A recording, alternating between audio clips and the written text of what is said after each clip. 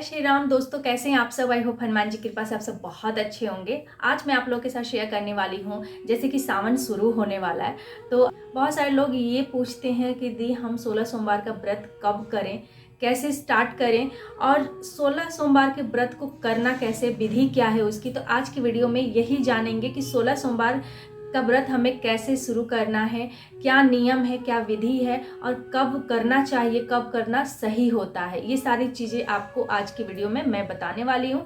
तो वीडियो बहुत ही ज़्यादा हेल्पफुल होने वाली है, तो वीडियो को लाइक कर दीजिए और हाँ, वीडियो को ज़्यादा से ज़्यादा शेयर कीजिए फैमिली फ्रेंड के साथ। और चैनल पे न्यू है, पहली बार मेरी वीडियो को देख रहे हैं तो सब्सक्राइब करके यहाँ जुड़ जाइए। तो सबसे पहले आपको बता देते हैं कि 16 सोमवार का व्रत जो है ना, वो सावन के महीने में उठाना बहुत ही उत्तम होता है। ये सवाल मेरे को बहुत 2 महीने पहले भी आए थे, लेकिन मैंने सोचा कि चलो बनाऊंगी, वीडियो बनाऊंगी। लेकिन आज मैंने सोचा कि आज तो बनाना बनता है वीडियो, इसलिए कि सावन का महीना स्टार्ट होने वाला है और जो लोग के भी ये डाउट है कि हमें कब करना चाहिए 16 सोमवार का व्रत, तो उनके लिए ये वीडियो है। आप सावन से स्टार्ट कर सकते हैं, बहुत ही उत्तम होता है सावन से स्टार्ट करना। और जैसे कि आप माघ से भी कर सकते हैं, वैशाख मास से भी कर सकते हैं, कार्तिक से भी कर सकते हैं इस 16 सोमवार व्रत को। लेकिन सबसे जो उत्तम महीना माना जाता है वो सावन का महीना माना जाता है। सावन के जो सोमवार होते हैं ना, तभी से आप इस व्रत को उठा सकते हैं। तो 16 सोमवार के व्रत क्या केवल महिलाएं कर सकती हैं? ऐसा नहीं है, केवल महिलाएं नहीं कर सकती। इस सोमवार के व्रत को 16 सोमवार के व्रत को कुंवारी कन्याएं भी करती है। मैंने भी शादी से पहले 16 सोमवार का व्रत किया हुआ है और इस व्रत से माता पार्वती का भी आशीर्वाद मिलता है। शंकर भगवान का तो मिलता ही मिलता है, माता पार्वती का भी आपको आशीर्वाद मिलता है। आप अखंड सौभाग्यवती होती हैं, आपका मतलब ना जीवन खुशियों से भर जाता है। इस व्रत को आप करती हैं तो अच्छा कहा जाता है कि जीवन साथी जो है बहुत अच्छा मिलता है। तो चलिए जान लेते हैं इसका नियम विधि कैसे करना है।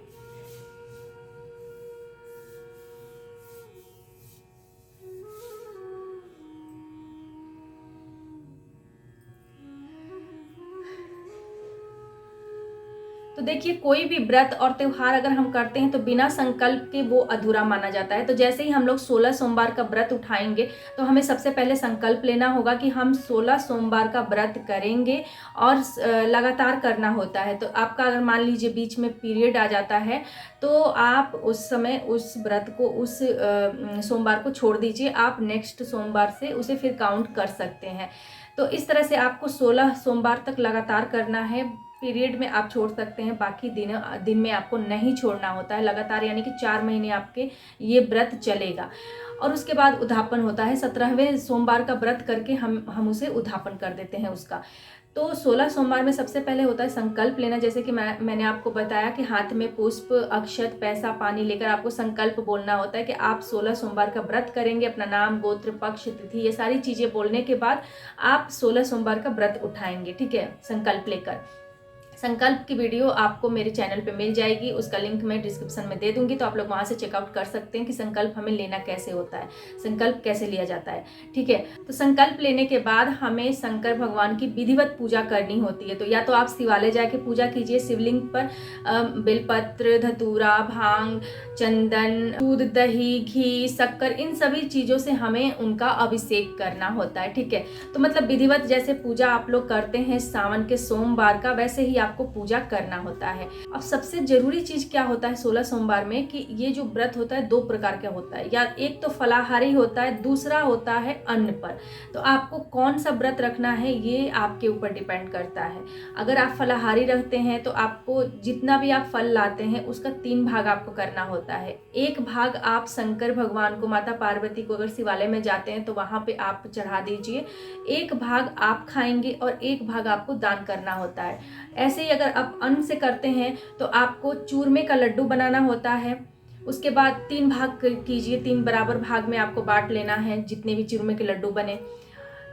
एक भाग आपको शंकर भगवान को अर्पित करना है, एक भाग आपको ग्रहण करना है और एक भाग आपको दान करना है, किसी को खिला देना है प्रसाद के रूप में।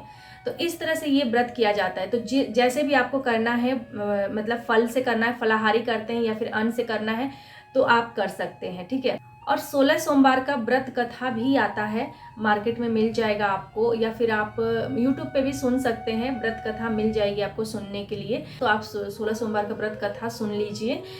उसके बाद आपको आरती करनी होती है शंकर भगवान की, और ये आपका एक दिन मतलब एक सोमवार का आपका व्रत कंप्लीट हो गया, ठीक है। उसके बाद शाम को भी आपको आरती करनी होती है, भोग अर्पित करना। और हाँ, जो प्रसाद आप पा रहे हैं या तो आप इवनिंग में पाइए या फिर आप मॉर्निंग में पाइए, आपको एक ही टाइम पूरा लेना है, चाहे आप फल ले रहे हैं या फिर अन्न का कर रहे हैं। तो जिसका भी कर रहे हैं आपको एक ही टाइम आपको अन्न या फिर फल लेना है। तो आप मॉर्निंग में भी कर सकते हैं, इवनिंग में भी कर सकते हैं। मान लीजिए शरबत ले रहे हैं, जूस ले रहे हैं, दूध ले रहे हैं, ये सारी चीज़ें, चाय भी ले सकते हैं, ये सारी चीज़ें आप दिन भर ले सकते हैं। लेकिन जो खाना है मतलब फल है वो आपको एक ही टाइम लेना है। एक टाइम आप भरपूर ले लीजिए, उसके बाद आपको दिन भर लिक्विड लेते रहिए।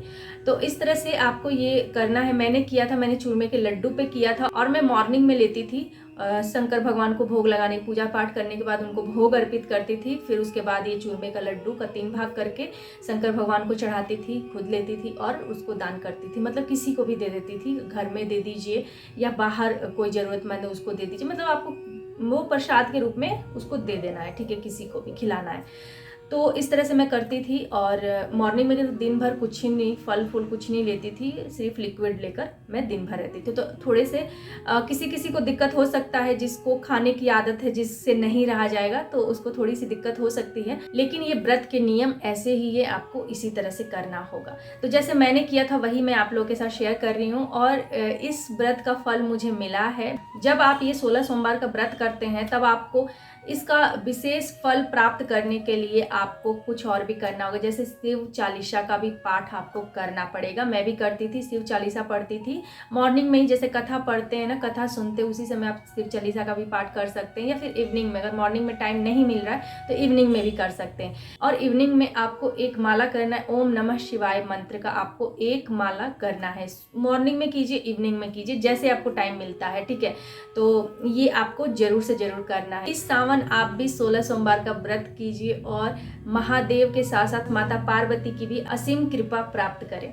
तो इस वीडियो में इतना ही। जय श्री राम, जय हनुमान, हर हर महादेव।